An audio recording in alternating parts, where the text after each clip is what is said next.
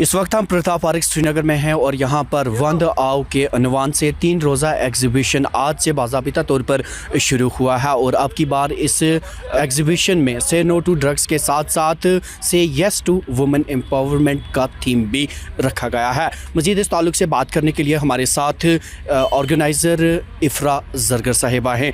इफ़रा जी, सबसे पहले तो खुशामदीद। अस्सलाम वालेकुम। जी मैं पहले आपसे एक चीज़ समझना चाहूँगा, से नो टू ड्रग्स के साथ आपने से येस टू वुमेन एम्पावरमेंट को जोड़ दिया, तो ये कॉम्बिनेशन कैसे जहन में आया? जी देखिए, आज जो हमें पता है यहाँ पे बहुत ज़्यादा बेरोज़गारी है कश्मीर में, और जो लड़कियाँ हैं वो किसी से कम नहीं है। तो और हमें पता है कि यहाँ आजकल छोटे बड़े लड़की हो लड़के हो सब ड्रग्स की तरफ जा रहे हैं। तो उसको ख़त्म करने के लिए मैं ये एग्जीबिशंस लगाती हूँ जहाँ हम अवेयरनेस भी करते हैं in collaboration with human rights international federation. हम उसमें क्या करते हैं, हम ऐसे एग्जीबिशंस लगाते हैं जहाँ हम जो यंग वुमेन एंटरप्रेन्योर्स हैं, जो नई नई लड़कियाँ आ रही है आगे कुछ बिज़नेस स्टार्ट करें, जिनका ज्वेलरी का बिज़नेस है, क्लोथिंग बिज़नेस है, फूड का बिज़नेस है, उनको हम प्लेटफॉर्म देते हैं जहाँ वो अपना ही सेल कर सकते हैं, जहाँ वो अपने बिज़नेस को प्रमोट कर सकते हैं। तो इसीलिए हमारी जो थीम है वो यही है, से नो टू ड्रग्स, से येस टू वुमेन एम्पावरमेंट। इसके साथ साथ वंद आओ, ये यूनिक नाम, और थोड़ा इसके बारे में। ये मैं घर पे बैठ के ऐसे ही सोच रही थी इवेंट का नाम क्या रखेंगी, तो मैंने सोचा अब ये हम नवंबर की तरफ जा रहे हैं तो यहाँ विंटर का, तो कश्मीर में हम यहाँ यूजुअली करते हैं कि हम इंग्लिश नाम यूज़ करते हैं। तो I didn't want that, I want something different.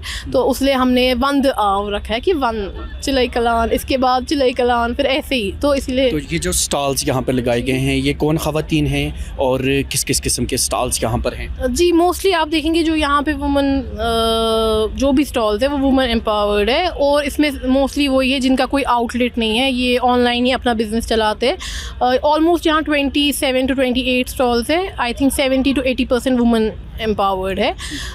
इसमें आपको clothing, jewellery, accessories, kids where, और यहाँ पे आपको खाने पीने का सामान जो कि बिल्कुल घर होममेड है वो मिलेगा। तो किस तरह का रिस्पांस मिल रहा है? अल्हम्दुलिल्लाह रिस्पांस अच्छा है। मेरा मोटिव ही होता है कि हम ऐसी जगह चूज़ करें जहाँ फुटफॉल खुद ही आए। जैसे कि इससे पहले मैंने रिवर फ्रंट पे किया है, वहाँ भी हमारा अच्छा रहा था रिस्पांस। इस बार हमने प्रताप पार्क में किया है, the centre of Kashmir, Srinagar, Lal Chowk.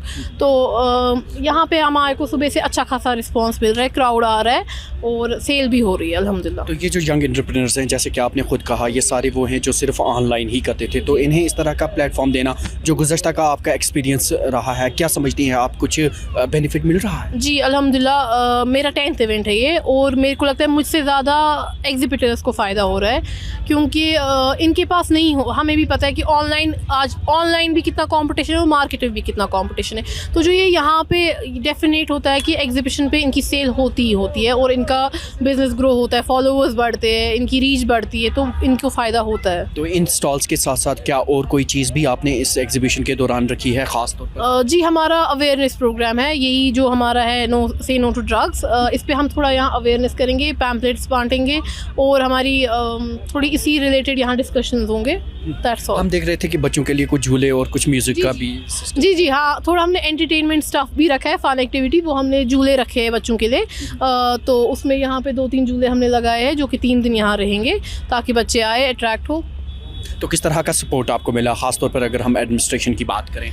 Government support तो मिलता है थोड़ा बहुत, कि हाँ हेल्प हो जाती है परमिशन लाने में, और करते हैं, इनकरेज करते हैं, बस उतना तो हमें सपोर्ट मिलता है। बट आई वुड रिक्वेस्ट कि गवर्नमेंट आगे आए और हमारे साथ कोलैब करे, या खुद अपने लेवल्स पे एग्जीबिशंस करे, लाइक ऐसे जहाँ पे हमारे यंग एंटरप्रेन्योर्स को मौका मिले, तो कश्मीर के एंटरप्रेन्योर्स को। तो किस तरह आप जानकारी आम करने की इस एग्जीबिशन के दौरान कोशिश करेंगी, ख़ास तौर पर जो ड्रग्स के ताल्लुक से आप बात कर रही हैं, क्या उसके लिए कोई ख़ास एक्सपर्ट्स वगैरह को भी मदद किया गया? जी हमारी, जैसे कि आप देख रहे हैं, हमारा जो कोलैबोरेशन है फैबुलस कश्मीर का ह्यूमन राइट्स के साथ है। तो उनका काम ही यही है, they work on human rights, they work on drug awareness, they work on traffic rules. तो हमारा इससे पहले हमारा ट्रैफिक रूल्स पे एक अवेयरनेस प्रोग्राम था, इस बार हमने ड्रग्स पे रखा है।